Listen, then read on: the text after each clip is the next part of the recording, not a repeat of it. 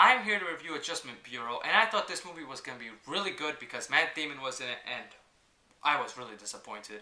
So, this movie is about David Norris, played by Matt Damon, and what happens is that he is going to run for New York Senator, and he just can't win because he keeps on making mistakes. Now the mistakes involve stuff that just makes him look bad in the public eye.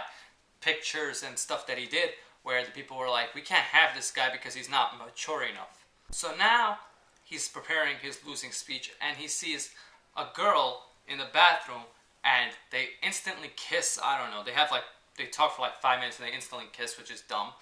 But she runs away because these cops are chasing her because she crashed a wedding. So the next day, the Adjustment Bureau comes in. These people that are supposed to change things so that people can have their own fate and the world will be alright.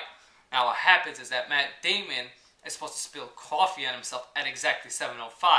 But the Adjustment Bureau guy falls asleep and yeah, he forgets to make him spill coffee on himself, so he catches the bus and guess who he sees? Emily Blunt.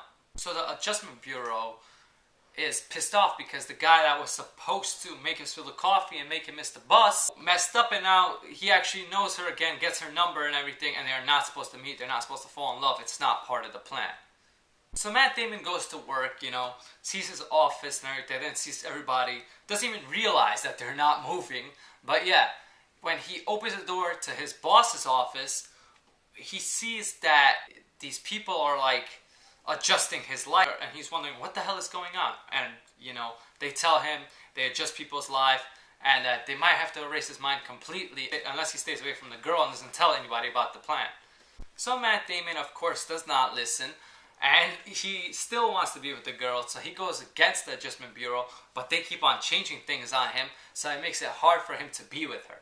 So pretty much the whole story is about fate, destiny versus free will, and which one is more important.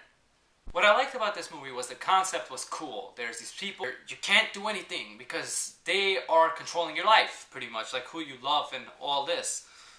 But they did not execute it very well, and they left a lot of plot holes. Now, this movie is terrible for these reasons, and I'm going to tell you why. Number one, because the love is forced. You don't feel that these two people love each other, and it is very rushed. I mean, you don't see why these two people love each other.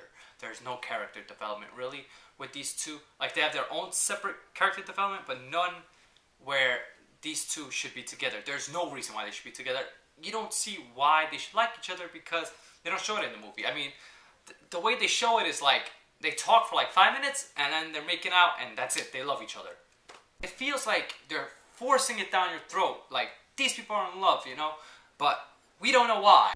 I hate that this movie does not explain things very well. And I'm going to explain myself right now. What I mean is that there's a part where Matt Damon, who is just a regular guy, not part of the Adjustment Bureau at all, but just because he takes one of their hats, he can use the same portals that they use. I thought this movie was going to have like lots of twists and turns. My head is going to be all messed up and everything.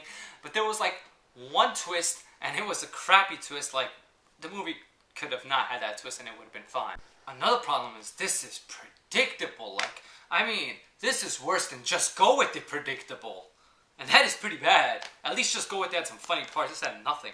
I mean, the only good part of this movie is Matt Damon. As you could tell, this movie is not going to get a good rating from me. Actually, a really bad rating of 5 out of 10. Yes, this movie was that bad. And if you don't believe me, if you're like the movie critic, you are crazy, you are out of your mind, you are drunk, you are stupid. Well, listen to what Jeff Goldblum has to say. That is one big pile of shit. Hey, when Jeff Goldblum agrees, he agrees. So, it's not only from me, it's from him too, I guess. And yeah, we're lucky to have him on the show. But, like I said, this movie is terrible. Skip it if you can. And go to the Review Crew 100 also. This is another channel that I'm on, and I review movies every Wednesday. Subscribe there and subscribe here, and there's a lot more reviews, updates, and even rants coming.